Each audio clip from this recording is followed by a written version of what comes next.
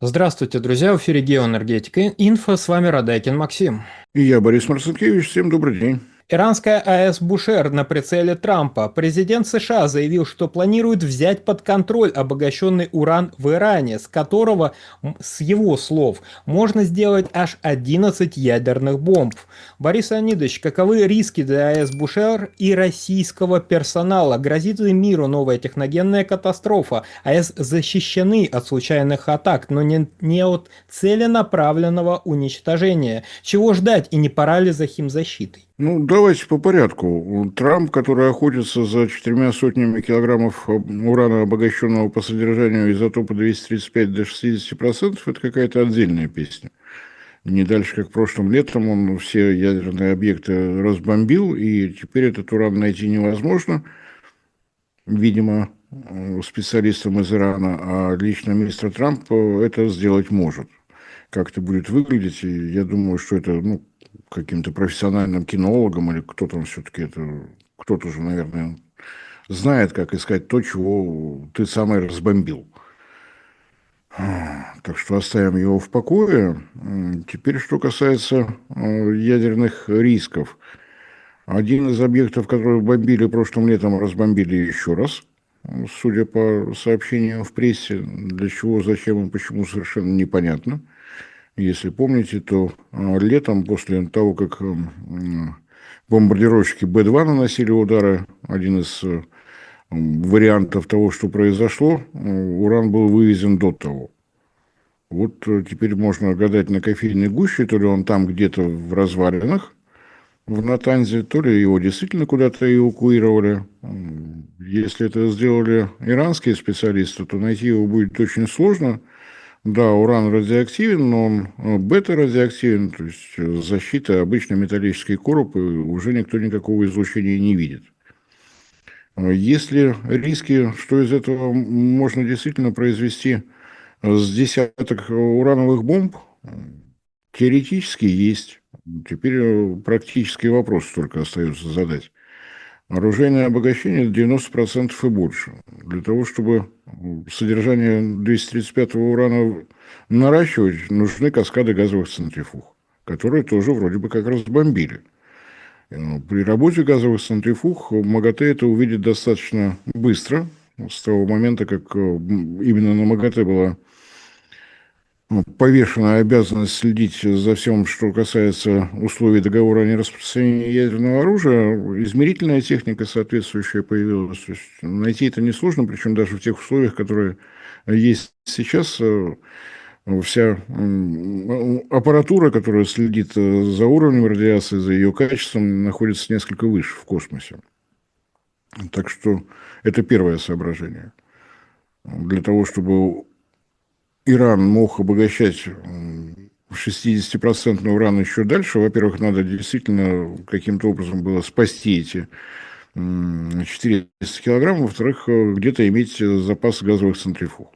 С учетом того, что гарантия МАГАТЭ после 2015 года, соглашение всеобъемлющее по ядерной программе, действовали в полной мере, МАГАТЭ сообщает, что лишних каскадов он там не видит. Поэтому все это настолько гипотетически. И, собственно говоря, такой несколько циничный вопрос. Предполагаем, что у Ирана появилось с десяток урановых бомб. А куда их сбрасывать на территории замечательного государства Израиль? Вы его на карте видели? Роза ветров там, извините, с моря вглубь территории. Вглубь территории – это мусульманские государства. Мечеть Аль-Акса.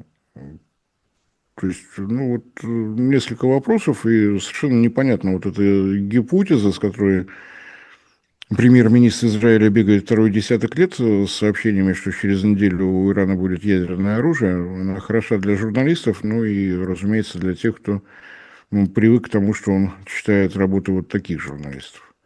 Так что я предлагаю оставить вот эту ядерную программу, вернуться к атомной.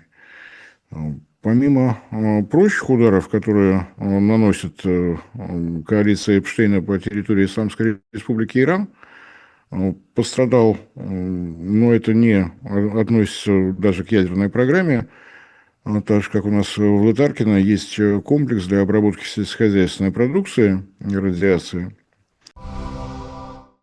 Это не значит, что ее заражают. Уровень радиации подбирают так, чтобы уничтожить все бактерии и без химического вмешательства, то есть без пестицидов и прочего праздника имени Дмитрия Менделеева увеличить срок хранения сельскохозяйственных товаров в десяток раз. Вот эта станция бомбардировки была подвержена, к сожалению, но никакой вспышки излучения ни в самом Иране, ни в МАГАТЭ не зафиксировали.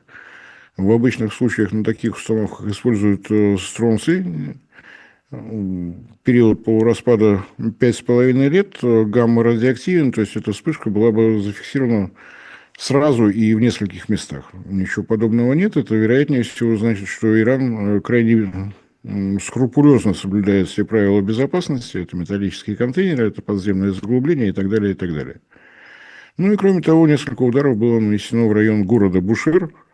И вот теперь давайте в Бушир перенесемся.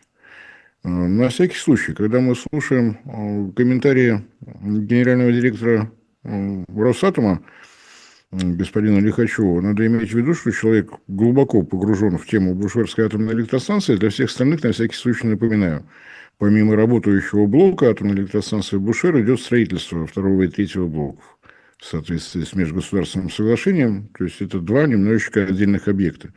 Если атомная электростанция относится к ядерным и радиационно опасным, то строительство – это просто строительство. Те специалисты, которых уже эвакуировали из Ирана, это наши специалисты на строительстве двух блоков. Оперативный состав действующего блока пока никто никуда не эвакуировал, но там наших специалистов не так много.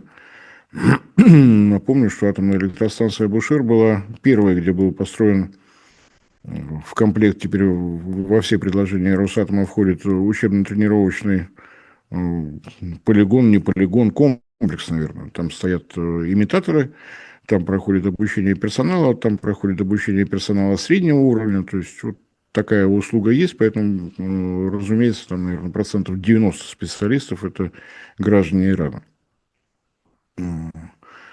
Пока рисков для работающего энергоблока Бушер не видно. Что будет в том случае, если риск будет?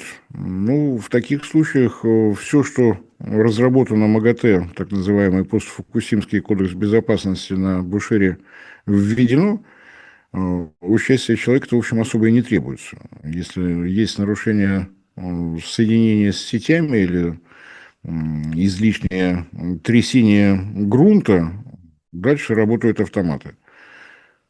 Опускаются до дна стержня, поглощающие свободные нейтроны. Происходит в течение 3-4 секунд, реакция деления прекращается мгновенно.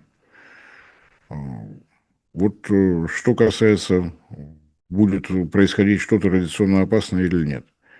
Но надо иметь в виду, что тепловыделение из урановых таблеток не прекращается. Тепло идет, соответственно, для того, чтобы топливо не перегрелось, должна циркулировать вода. Должны работать насосы, обеспечивающие проточную воду.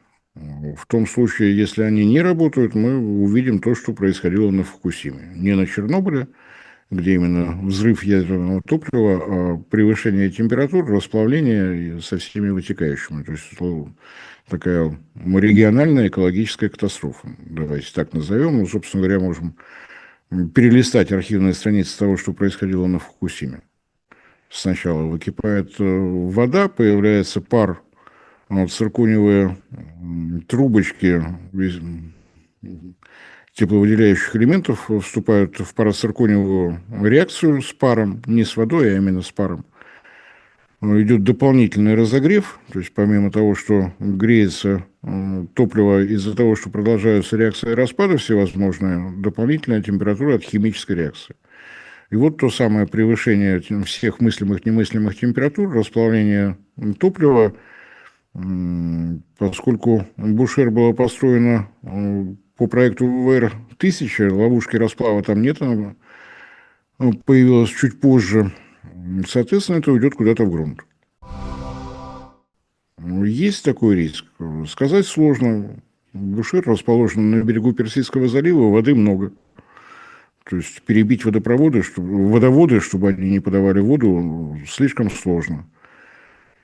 Риски того, что станция останется без внешнего питания, тоже достаточно невелики. Об этом сейчас почему-то очень редко вспоминают в прессе, но вот, что касается подхода к безопасности атомной электростанции. Тут не то, что выполнение нормативов МАГАТЭ, а перевыполнение, причем двойное. Обеспечение Бушера идет не за счет одного энергокольца 400 киловольт, а за счет двух колец. То есть добиться того, чтобы не работали насосы, будет очень сложно.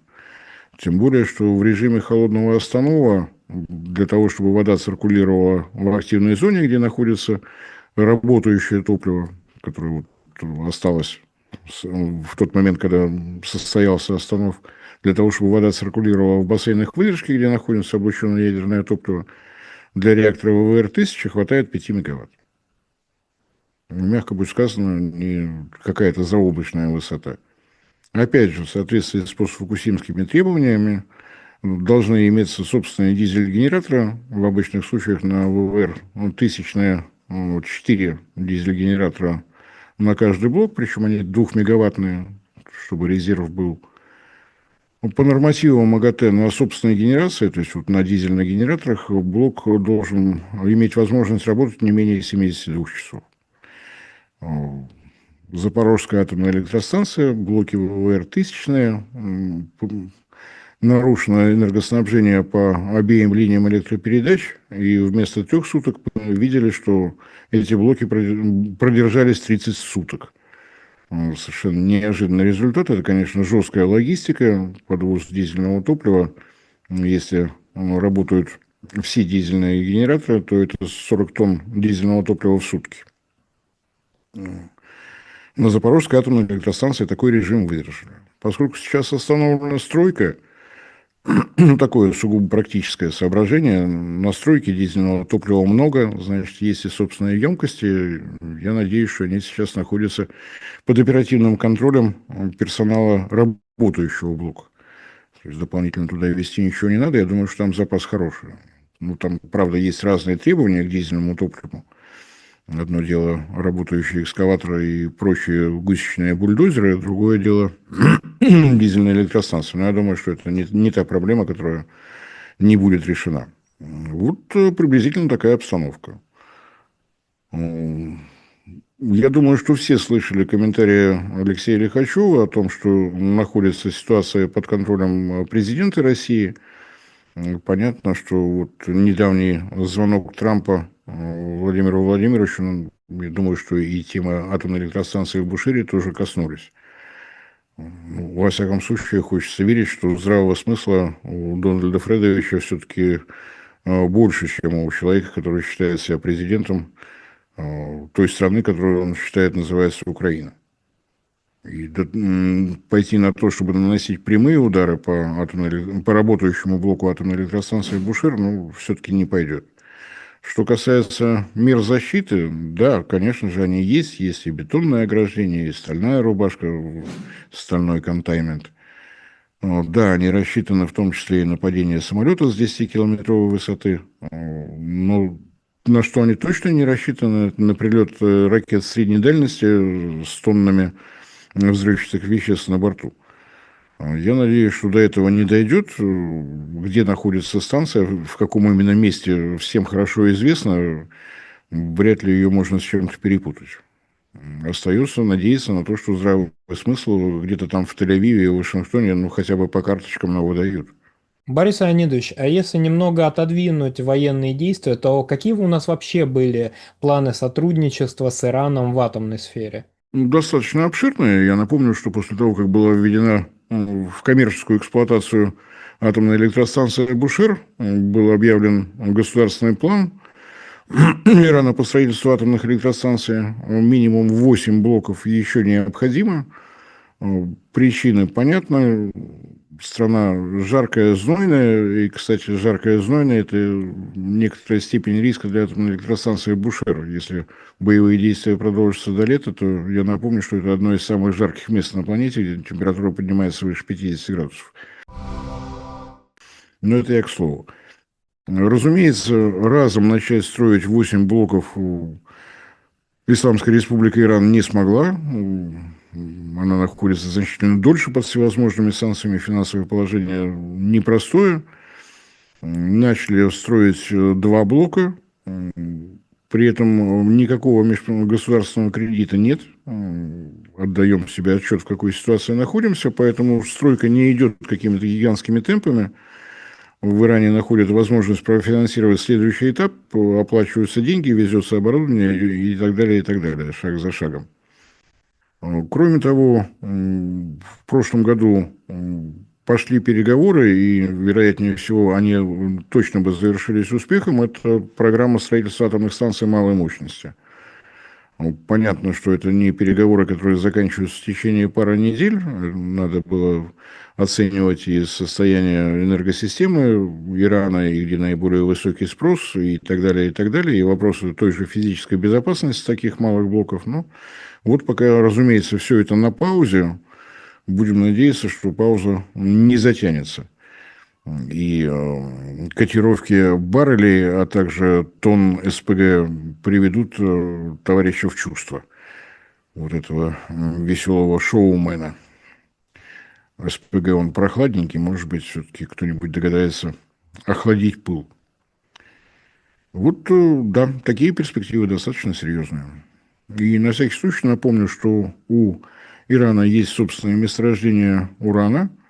Вроде бы как они все на учете у МАГАТЭ, ну, по крайней мере, МАГАТЭ так считает.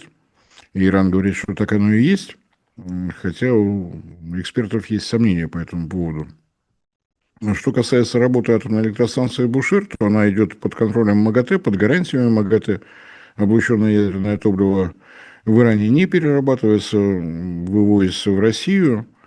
На всякий случай напомню, что МАГАТЭ скептически смотрит на переработку облученного ядерного топлива, считая, что это первые шаги на пути создания уже не урановой, а плутониевой бомбы, значительно более мощной. Но вот этого нет. Может быть, это и было причиной того, что прошлым летом атомная электростанция Бушер находилась вне зоны боевых действий. Будем надеяться, что и в этот раз ситуация будет такой же.